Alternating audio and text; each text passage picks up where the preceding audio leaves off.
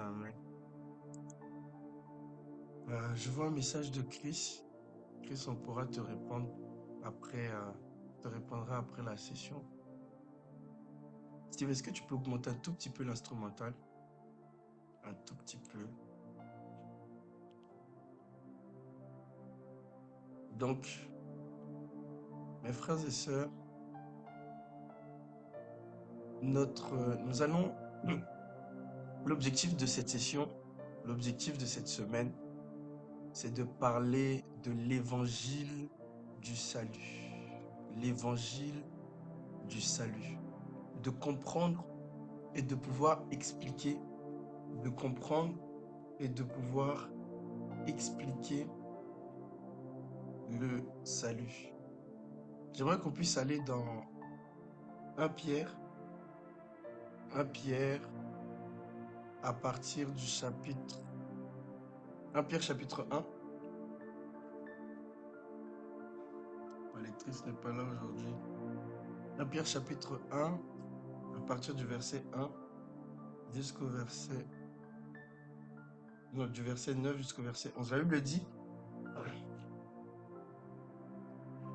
verset 8, il dit, lui que vous aimez sans l'avoir vu, en qui vous croyez sans le voir encore, vous réjouissant d'une joie ineffable et glorieuse, parce que vous obtiendrez le salut de vos âmes pour prix de votre âme.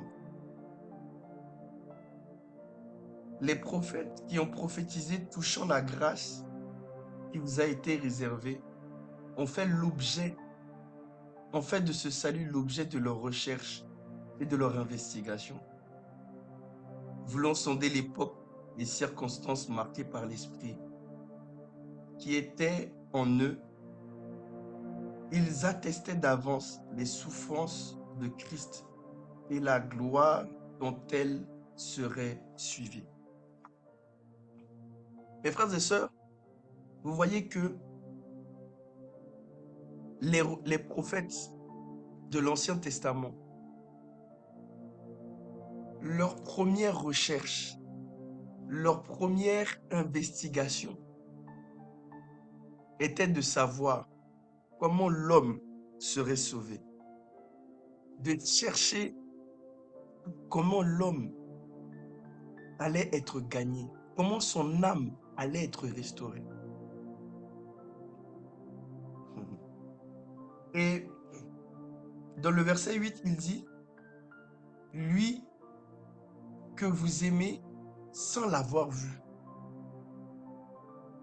Mes frères et sœurs, il est impossible de vivre le salut si nous n'avons pas expérimenté l'amour de Dieu. Il est impossible de vivre le salut si nous ne connaissons pas l'amour de Dieu, parce que justement, le salut est la plus grande forme de manifestation d'amour. La Bible dit, car Dieu a tant aimé le monde qu'il a offert son Fils unique, afin que quiconque croit en lui ne périsse point, mais afin qu'il ait la vie éternelle. Donc, ce qui nous permet de vivre la vie éternelle, ce qui nous permet d'expérimenter le salut, c'est de connaître pleinement l'amour de Dieu, de chercher la connaissance de l'amour de Dieu. La Bible dit qu'il n'y a pas plus grande connaissance que de connaître la longueur, la largeur, la hauteur, la profondeur de l'amour de Dieu. Et si les hommes de l'Ancien Testament, les prophètes de l'Ancien Testament ont fait des recherches et des investigations pour connaître ce si grand salut, cette si grande manifestation de l'amour, ça doit être notre première recherche en tant que chrétien. Notre première recherche ne doit pas être l'argent, ne doit pas être le mariage, ne doit pas être la célébrité, ne doit pas être, comment je peux dire, les dons spirituels. Enfant de Dieu, comme sur la terre, la première chose qu'il doit chercher à connaître, c'est l'amour manifesté de Dieu à la croix. La Bible dit, à quoi ça sert à un homme de gagner le monde s'il perd son âme? Tout ce que nous faisons sur la terre, inutile, si au final, tu ne connais pas le salut et tu ne maintiens pas ton salut jusqu'à la fin. La Bible dit que c'est celui qui persévérera jusqu'à la fin qui sera sauvé.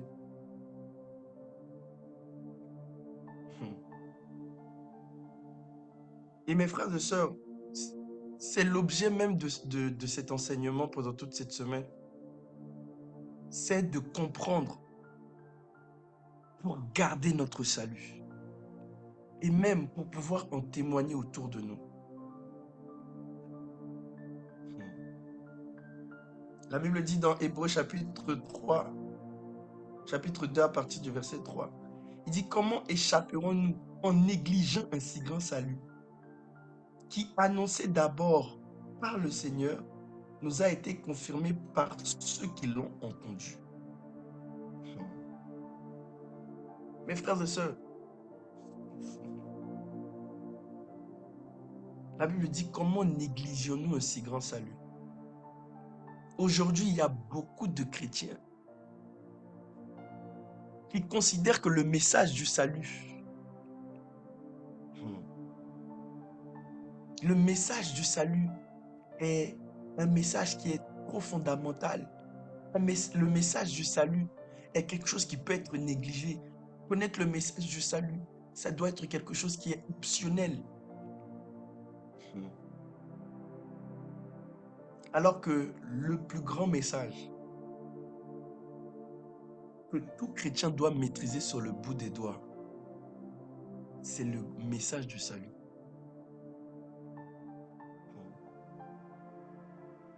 Mes frères et sœurs, j'aimerais vous poser une question. Est-ce que vous savez qu'il existe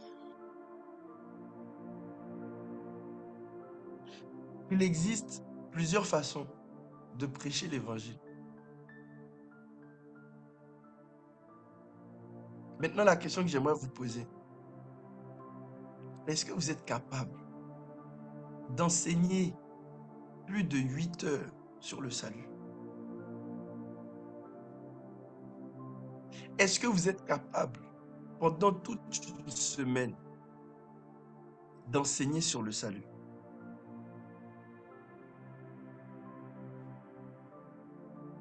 Est-ce que tu maîtrises le salut? Toi qui dis que tu es sauvé, toi qui dis que tu iras au ciel, quels sont les éléments concrets, les arguments concrets que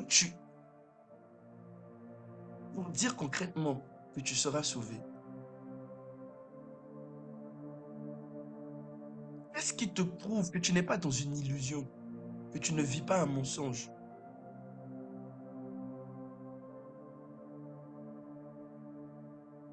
L'apôtre Pierre dit que nous devons être capables en tout temps et en tout lieu de défendre notre foi.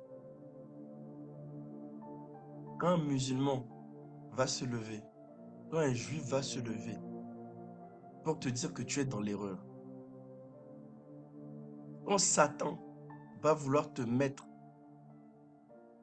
des mauvaises paroles dans ton esprit, est-ce que tu auras une parole nécessaire pour dire qu'il est écrit et pour que ta foi ne défaille point? La majorité des chrétiens qui ont quitté la foi, c'est parce qu'ils n'ont pas eu un enseignement solide sur le salut. La plupart des personnes autour de nous qui n'acceptent pas le Seigneur, c'est parce que nous ne savons pas comment pleinement bien témoigner du salut. Ils ne veulent pas être sauvés parce qu'ils ne comprennent, ils n'ont même pas la sensation d'avoir besoin d'un salut. Ils n'ont pas, on n'a pas les arguments nécessaires, ni la puissance nécessaire pour leur démontrer qu'ils ont besoin d'être sauvés.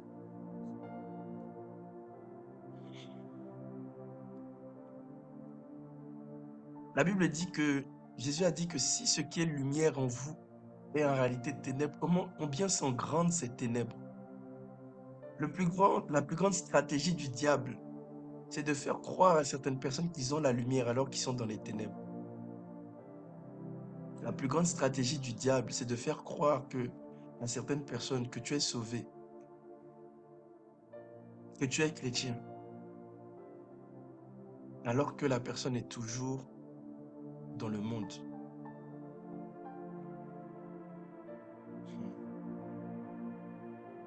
L'une des raisons pour laquelle nous devons maîtriser le salut,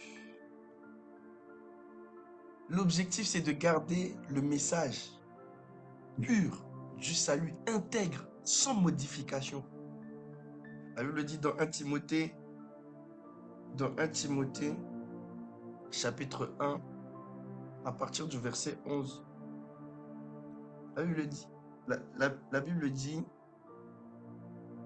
conformément à la vérité de la gloire du Dieu bienheureux, évangile qui m'a été confié, je rends grâce à celui qui m'a fortifié, à, à Jésus-Christ notre Seigneur, et à celui qui m'a jugé fidèle.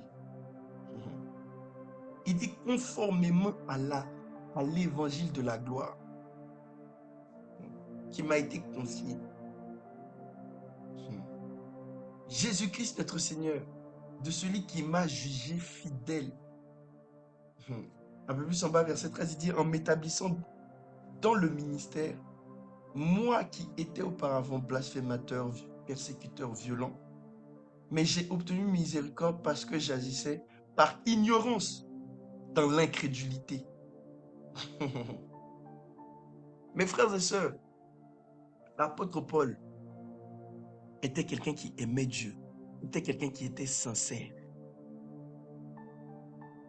mais qui était dans l'incrédulité. Il ne connaissait pas la foi et il était dans l'ignorance. Mais parce que Dieu a vu qu'il était sincère, qu'il l'aimait véritablement, Dieu l'a révélé conformément à la vérité. En fait, conformément à l'évangile de gloire, quand on parle de conformité, on parle de quelque chose qui est dans les règles, quelque chose qui n'est pas dilué. L'apôtre Paul nous disait même dans un autre passage, il disait que ce n'est pas ainsi que nous avons appris à connaître Christ. Si conformément, vous l'avez reçu selon la vérité, conformément à la vérité. L'objectif de prêcher le salut, de continuer à prêcher le salut, c'est toujours pour rester fidèle au message. Pour que le message ne soit pas dilué. Pour que le message ne soit pas remplacé par la bénédiction, par la prospérité. Chrétien, au moins une fois dans l'année, doit réviser, doit revoir, est-ce que je marche toujours en conformité avec la parole? Est-ce que je marche toujours dans le salut? Est-ce que je n'ai pas perdu l'objectif? Vous savez, péché, c'est quoi? Péché, ce n'est pas premièrement faire quelque chose de mal. Péché, c'est manquer le but. La définition du péché, c'est manquer le but. Il y a beaucoup de chrétiens qui vivent dans le péché. Pourquoi? Parce que ils ont changé le message du salut par la bénédiction. Ils ont changé le message du salut par la prospérité.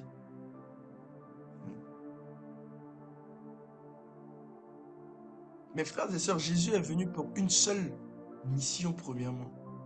Le message de Jésus, ce n'est pas tu seras riche. Ce n'est pas Dieu va te bénir. C'est premièrement que Jésus est venu pour sauver du péché. et de nous arracher dans l'empire du diable. Beaucoup d'entre vous, vous cherchez à connaître votre destinée. Vous cherchez à connaître comment Dieu va vous élever. Mais vous ne cherchez pas parce que Dieu vous sauve de vos péchés et vous arrache de l'empire du diable, de certaines choses encore où le diable domine encore dans vos vies. Il y a beaucoup de chrétiens qui vont mourir dans leurs péchés durant toute leur vie. Ils cherchent leur destinée, mais derrière cette destinée-là, c'est chercher la gloire. C'est comment Dieu va m'élever. C'est comment Dieu va me faire sortir de mes souffrances. Je ne dis pas que toutes ces choses ne sont pas dans la bénédiction. Mais la Bible dit, cherchez premièrement le royaume des cieux et sa justice. Est-ce que je marche dans la justice de Dieu? Est-ce que jusqu'aujourd'hui, je marche dans la justice de Dieu ou bien je suis dans la religiosité?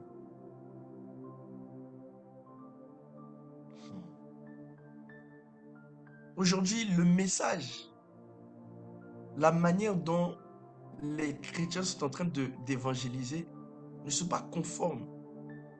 Comment les apôtres ont prêché l'évangile et pour qu'il y ait eu beaucoup d'âmes qui soient gagnées. Et c'est pour cela qu'on n'a pas les mêmes fruits qu'eux. Si on veut avoir le même fruit que au temps des apôtres, il faut que nous puissions prêcher le même message. Regardez dans 1 Timothée 6, verset 9. La Bible dit, « Mais ceux qui veulent s'enrichir tombent dans la tentation, dans le piège, et dans beaucoup de désirs insensés, pernicieux, qui plongent les hommes dans la ruine et dans la perdition. Car l'amour de l'argent est une racine de tous les maux. Quelques-uns, en étant possédés, se sont égarés loin de la foi et se sont jetés eux-mêmes dans bien de tourments. Mais il dit pour toi, homme de Dieu, pour toi, femme de Dieu, pour toi, enfant de Dieu, puis ces choses, recherche la justice, la piété, la foi, la charité, la patience, la douceur. Vous voyez? Il y a certaines personnes qui ont fait naufrage dans la foi. Il y a des hommes de Dieu, des femmes de Dieu qui malheureusement ont quitté la foi. Bien qu'ils pensent toujours être en phase avec Christ, mais ils ont quitté la foi. Pourquoi? Parce que la Bible dit qu'on ne peut pas servir deux maîtres à la fois. On ne peut pas servir Dieu et Maman. Maman qui est le Dieu de l'argent. Aujourd'hui, le message du salut, beaucoup de personnes vont à l'église. Je vais vous dire quelque chose. Hein. Si Dieu aujourd'hui décidait de retirer la bénédiction, il y a beaucoup de personnes qui allaient quitter l'église. Quand on dit, c'est pour cela que les gens ne comprennent pas. Je le vois parfois dans les assemblées, je le vois parfois dans le cœur des gens. Quand tu prêches le message du salut, quand tu prêches l'œuvre de la croix, quand tu prêches le sang de Jésus, quand tu prêches le nom de Jésus, quand tu prêches la piété, ce n'est pas intéressant. Les gens préfèrent que tu leur parles comment rentrer dans ta destinée, comment grandir dans ton mariage, comment... Alors que mes frères et sœurs, la Bible dit que dans les derniers temps, les derniers temps seront difficiles. L'homme sera ami de l'argent, cueilleux. En fait, ce qui rend la vie difficile, ce qui rend le mariage difficile, ce qui rend ton travail difficile, ce n'est rien d'autre que le cœur de l'homme qui est rempli de péchés, qui est rempli de vices.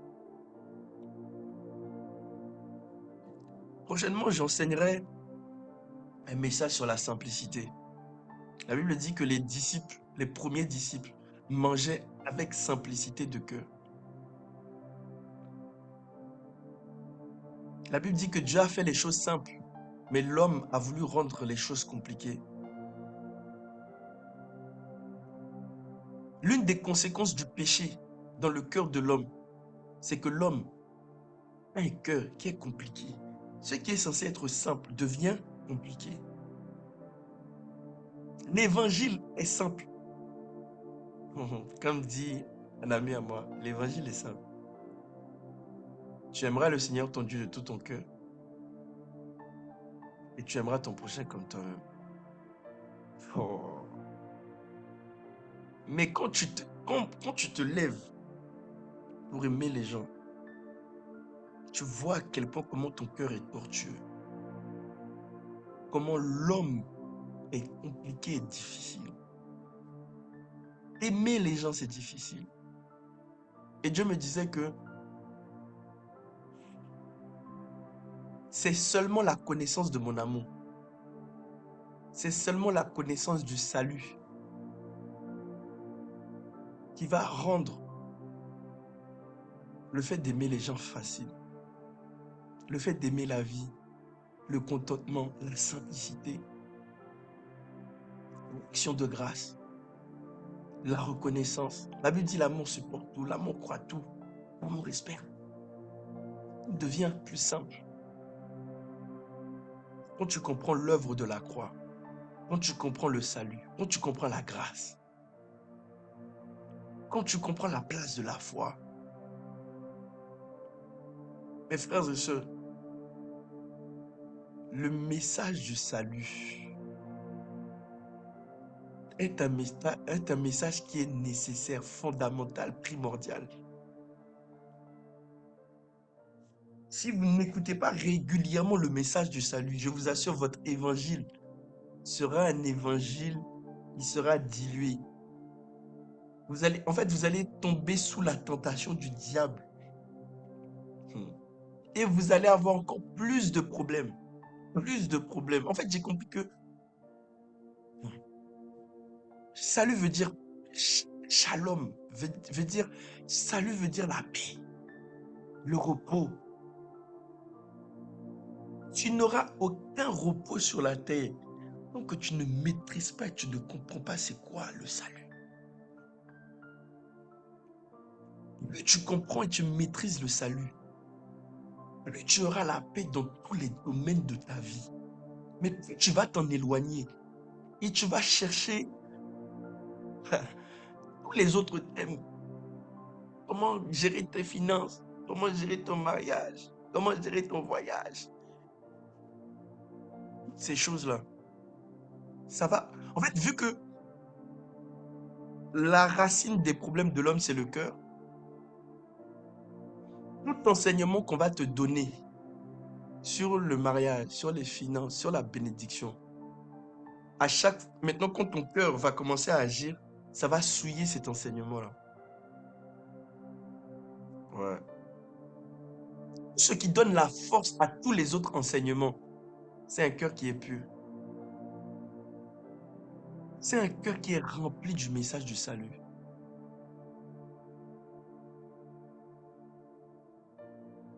Je peux te donner une eau pure, mais si ton verre est sale, l'eau automatiquement va être souillée.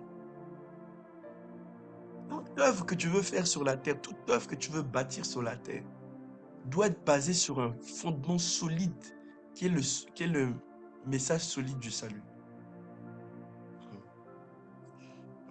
Attends, je fais la guerre. 2 Timothée, chapitre 2, verset 4. 2 Timothée, pardon, chapitre 4, verset 5. La Bible dit,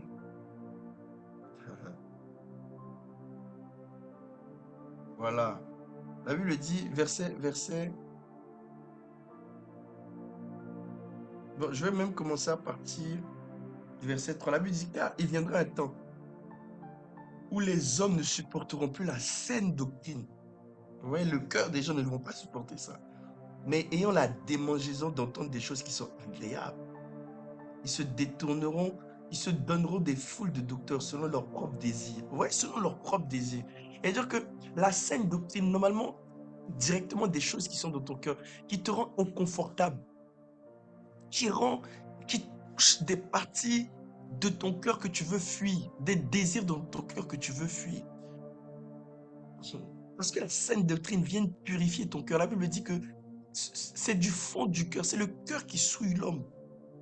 C'est dans sa vie sale, mauvais. Je vais vous raconter une petite anecdote. J'étais en train de manger hier. Et puis il y a quelqu'un qui est passé à côté de moi. Puis j'ai comme eu la nausée. Je me suis dit, oh, j'ai dit, c'est la nourriture qui est comme ça ou... Et puis le Saint-Esprit m'a dit, bon, ça peut être la nourriture. Mais le Saint-Esprit m'a dit, voilà, la dame qui est passée à côté de toi, c'est l'odeur de son cœur. C'est ce que tu ressens là, c'est comme ça que je sens sa vie en fait. Vous ne vous rendez pas compte que le fait de ne pas être régulièrement en contact avec la saine doctrine, ton cœur commence à pourrir et tu te trimbales avec une poubelle qui sent mauvais.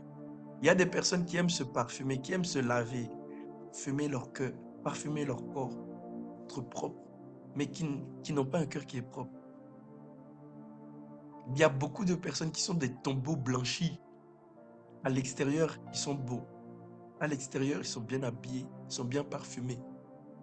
Mais les désirs et les pensées dans leur cœur sont très sales, ils sont très mauvais. J'aimerais te dire que ton cœur n'est pas une poubelle. Ton cœur n'est pas une poubelle. Regardez ce qu'il dit, verset 4. Ici, se détourneront de la vérité et se tourneront vers des fables, des histoires. Ah. Mais regardez ce qu'il dit, verset 5. Il dit, mais toi, sois sobre en toutes choses. Supporte la souffrance et fais l'œuvre d'un évangéliste. Remplis bien ton ministère. Écoutez, l'apôtre Paul était en train de parler à Timothée. Et il dit, Timothée qui était pasteur dans une église, il dit, mais toi, fais l'œuvre d'un évangéliste. Remplis bien ton ministère. J'aimerais dire à quelqu'un ce soir, ce matin, que peu importe l'œuvre que tu fais, l'œuvre que Dieu t'appelle à faire, il y aura toujours la facette de l'évangéliste. Il dit, remplis bien ton ministère. Il n'y a aucun ministère qui est rempli correctement s'il ne fait pas l'œuvre d'un évangéliste. Si Dieu t'a appelé dans le ministère, si Dieu t'a appelé à le servir, si la finalité, ce n'est pas d'évangéliser, de gagner les âmes, ce n'est pas un ministère. Je répète, si tu as identifié ton ministère, peu importe, ça peut être dans l'église, ça peut être en dehors de l'église. Si l'objectif final n'est pas d'évangéliser et de gagner les âmes, ce n'est pas un ministère. Ou encore, peut-être que tu n'as pas pleinement, tu fais à moitié le ministère. C'est pour cela que les gens ne cherchent pas à connaître le message du salut. Certaines personnes laissent cela à des évangélistes. Alors que toute personne qui veut bien remplir son ministère, être efficace dans le ministère, vous devez connaître le message du salut. Tout homme de Dieu doit gagner les âmes. Tout pasteur même doit diriger une organisation qui gagne les âmes. Timothée était pasteur. Il a dit, toi en tant que pasteur, tu dois diriger ta congrégation pour qu'il puisse gagner les âmes. Un pasteur doit pouvoir enseigner sur les âmes, sur comment gagner les âmes de différentes façons. Ah. Mes frères et sœurs, tout ministère a pour objectif final de gagner les âmes. J'aimerais qu'on puisse lire un passage dans Luc, chapitre 15, à partir du verset 4. La Bible dit, quel homme d'entre vous S'il a 100 brebis et qu'il en perde une, ne laisse les 99 autres dans le désert pour aller après celle qui est perdue jusqu'à ce qu'il la retrouve. Lorsqu'il l'a retrouvée, il la met avec joie sur ses épaules. Et de retour à la maison, il appelle ses amis, ses voisins et leur dit: réjouissez-vous avec moi, car j'ai trouvé ma brebis qui était perdue. Mes frères et sœurs, il n'y a pas de plus grande joie dans le ciel que des âmes qui sont gagnées au Seigneur. Dieu n'est pas... Dieu est content, hein, mais il n'est pas content, il n'est pas aussi content que tu gagnes les âmes que quand tu deviens riche, quand tu es applaudi par les hommes, quand tu as du succès. D'ailleurs même, c'est quoi le succès? Le succès, c'est le fait d'accomplir quelque chose pleinement, de l'achever. Et je vous assure, tout ministère, je le répète, tout ministère qui ne gagne pas les âmes n'ont pas de succès, même si ils sont beaucoup vus, ils ont beaucoup de followers. Ces ministères-là n'ont pas de succès. Vous savez pourquoi? Parce que c'est l'évangélisation d'ailleurs qui permet que les ministères puissent se prolonger. Sans que tu ne gagnes pas les âmes, pour que tu aies des successeurs, continue à prendre l'œuvre que tu fais, continue le message que tu prêches pour le donner à d'autres. Tu n'as pas du succès. Un vrai succès, il y a toujours des successeurs derrière. Qui fait l'œuvre que tu fais et qui le continue. Tant que tu ne gagnes pas les âmes, pour étendre ton ministère, pour continuer à faire l'œuvre que tu es en train de faire, tu n'as pas du succès. Ton ministère n'est pas complet. La plus grande joie que le maître a, qu'un vrai berger a. Et d'ailleurs, j'aimerais le dire, hein, nous sommes tous pasteurs ici. Nous sommes tous appelés à gagner les âmes et à entretenir les âmes. Nous sommes tous appelés à faire l'œuvre d'un évangéliste et faire l'œuvre d'un pasteur. Oui. Depuis que tu as des personnes depuis que tu as une personne qui est à côté de toi, que tu l'as gagné, tu es en train de l'enseigner, tu es en train de prendre soin de lui, tu es en train de faire l'œuvre d'un pasteur. Un pasteur, c'est quelqu'un qui prend soin des âmes. Un pasteur, c'est quelqu'un qui leur prêche le salut, qui pense à leur salut, qui pense à leur donner du repos au travers de l'œuvre de la croix.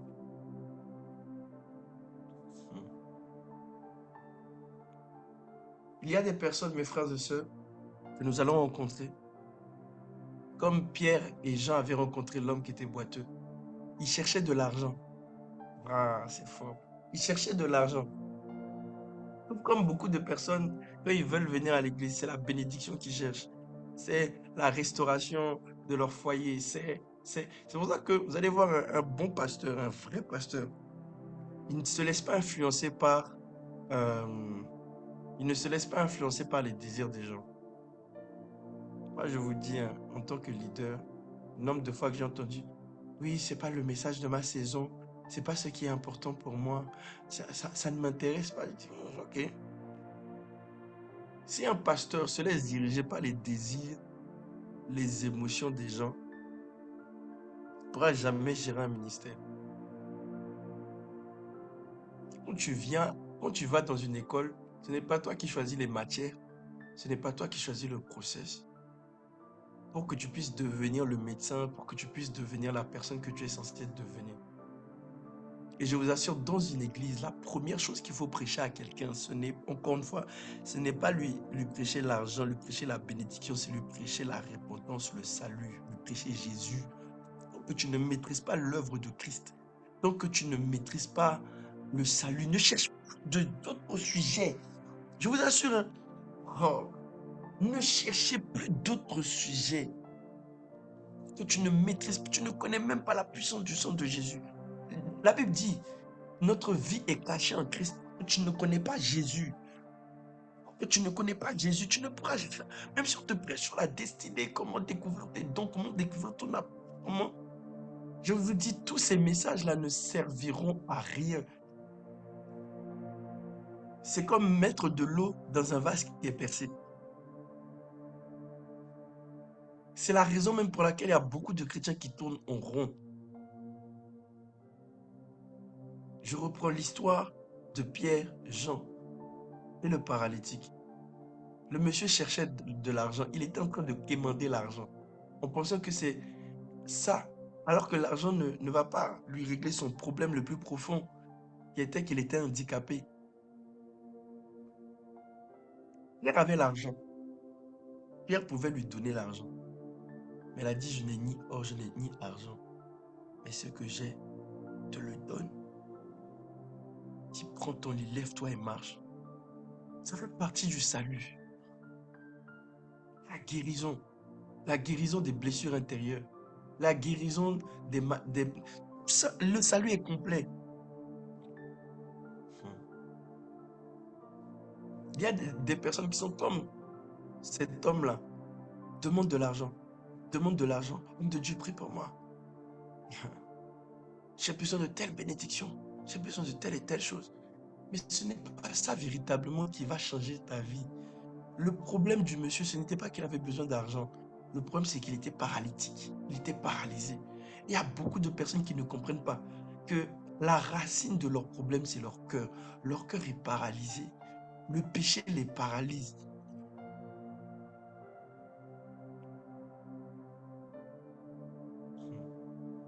Je vous assure, hein, le plus beau cadeau que vous pouvez donner à quelqu'un, c'est lui donner le salut. Le plus beau cadeau que vous pouvez lui donner, c'est le salut. Parce que le salut, c'est ce qui transforme les vies. Le salut est un miracle. Le salut, c'est derrière le salut qu'il y a la puissance de Dieu. C'est derrière le salut qu'il y a la miséricorde de Dieu. C'est derrière le salut qu'il y a la transformation. Et plus tu médites sur le salut, plus ta vie se transforme. Vous avez sûr, pendant cette semaine, je vais vous donner, par la grâce de Dieu, des enseignements que si vous méditez, vous le gardez dans votre cœur, ça va transformer votre vie, je vous assure. Ça va transformer votre cœur à jamais. Verset 8, Luc chapitre 15, verset 8, il dit, auquel des femmes, si elle a dit diaphragme et qu'elle en perd une, n'allume une lampe et balaie la maison et ne cherche avec soin jusqu'à ce qu'elle l'ait retrouvée. Lorsqu'elle l'a retrouvée, elle appelle ses amis, ses voisines. Elle se réjouit. Ils disent, réjouissez-vous avec moi. Là, j'ai trouvé le diaphragme que j'avais perdu. Mes frères et sœurs, j'aimerais vous dire une chose encore. Sur base de ce passage, à chaque fois que, si vous lisez, je vous laisserai lire le verset 11 jusqu'au verset 32. Lisez tout le chapitre. Vous allez voir qu'en fait, la Bible est en train de redéfinir c'est quoi la valeur. Il parle d'une brebis, elle est en joie. Il parle un diaphragme qu'elle avait perdu, une perle qu'elle avait perdue, elle est en joie. En fait, le message du salut est un message qui est méprisé. Mais pourtant, c'est l'un des messages qui a le plus de valeur. Aujourd'hui, les gens donnent de l'importance et de la valeur à l'argent, au travail, au mariage, à beaucoup de choses sur la terre. À, à notre yeux, ce sont des choses qui ont beaucoup de valeur. Mais Dieu dit, quoi ça sert de gagner le monde si tu perds ton âme? Ça veut dire que tu peux réunir toutes les choses du monde, tous les trésors de la terre, ça ne vaut pas ton âme. Ton âme, ton cœur, ton salut a plus d'importance que toutes les autres choses sur la terre. D'ailleurs, mes frères et sœurs,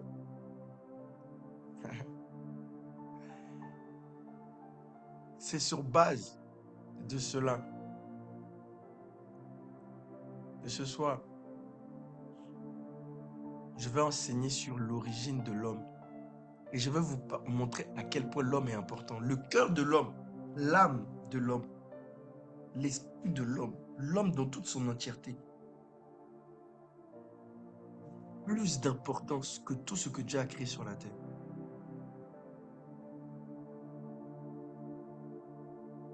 Regarde comment tu te bats pour ton travail. Regarde les sacrifices que tu donnes pour les choses qu'il y a dans le monde. Regarde le sacrifice que tu as, ton témoignage, ta réputation. Mais tu négliges ton âme. Regardez aujourd'hui, avec quelque chose, j'étais en train de réfléchir. Je me disais que des médecins qui sauvent des vies sont moins payés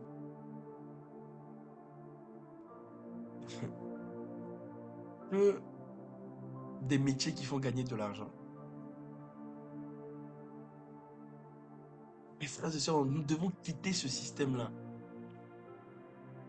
Nous ne devons pas donner la valeur, la priorité aux mêmes choses, aux mêmes priorités, aux mêmes choses que le monde voit comme de la valeur.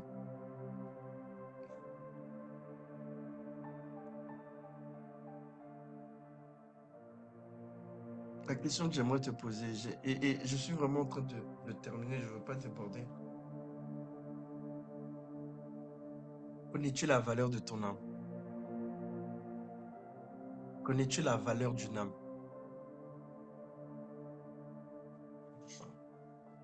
Car Dieu a tant aimé. Tant aimé veut dire que Dieu a tellement valorisé l'homme qu'il a donné sa propre vie. Dieu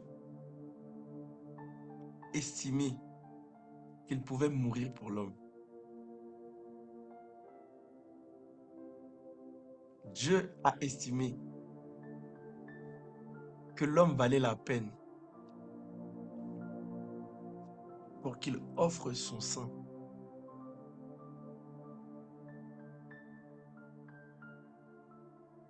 Mais toi,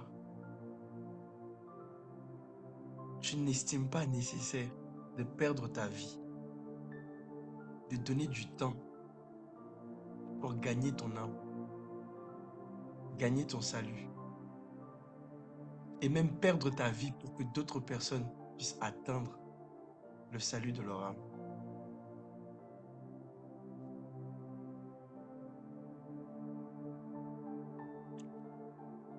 La plus grande forme de folie, c'est de ne pas s'intéresser à des choses qui intéressent Dieu, mais de s'intéresser à des choses que l'homme et que les désirs de l'homme sont attirés. Généralement, Dieu est souvent attiré par des choses dont l'homme méprise. Je vous assure, quand tu vas comprendre le salut, tu vas comprendre à quel point Dieu t'aime. Dont Dieu considère ta vie. Oh, la Bible est profonde. La Bible dit qu'il compte même le nombre de nos cheveux qui sont sur nos têtes. Dieu est un homme qui est passionné de l'homme. Le message du salut est résumé en une seule chose. C'est Christ est mort à la croix pour nous. Le plus grand je t'aime. Il y a un homme, il y a quelqu'un qui disait que le plus grand je t'aime qui a été donné était à la croix.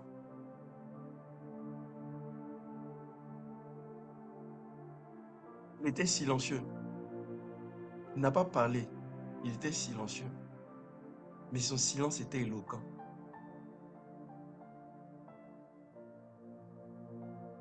Tu vas comprendre l'œuvre de la croix, l'œuvre du salut. Tu vas arrêter de négliger ta vie.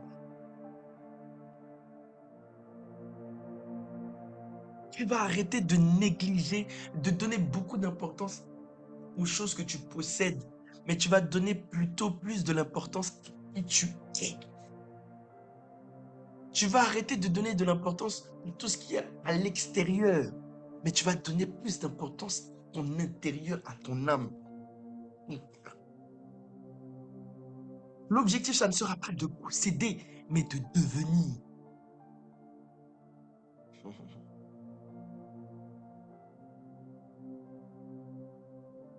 Mais pour cela, pour que tu puisses devenir ce que tu dois devenir, nous devons faire un retour sur les origines de l'homme. Ce soir, par la grâce de Dieu, je vais parler de la doctrine de l'homme, de l'origine de l'homme. Parce que quand tu comprends l'origine de quelque chose, tu comprends indirectement pourquoi il a été appelé. Tu ne peux pas connaître ta destinée, ton futur, si tu ne connais pas ton passé. Je vais expliquer les raisons pour lesquelles l'homme a été créé. Dans quel état dont Dieu avait créé l'homme. Mais comment aujourd'hui l'homme a chuté. Et pour finir, quelle est la destination de l'homme? Est-ce que ça vous intéresse? Ah, est-ce que ça vous intéresse?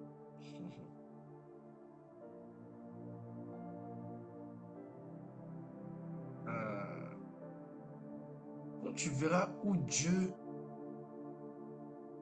comment Dieu a créé l'homme,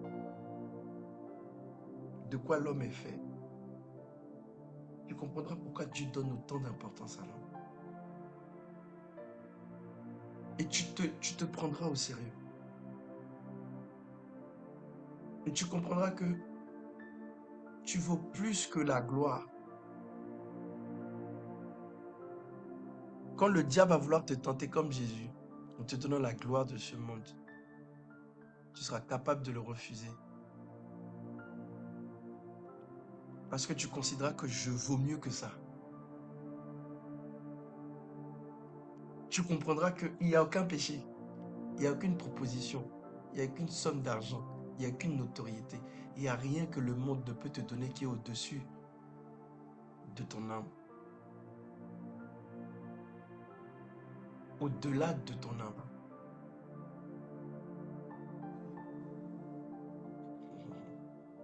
On va prier.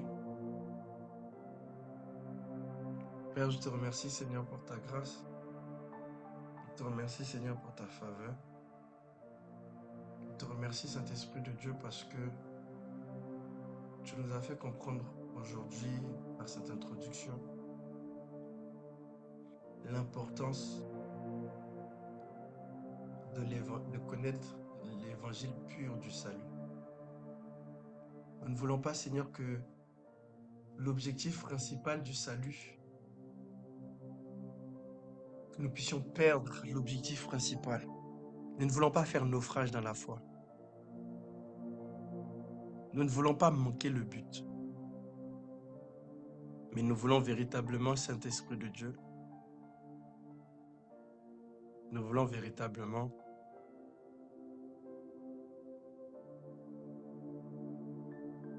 travailler à notre salut, comprendre, garder notre salut, vivre, nous développer dans ce salut-là.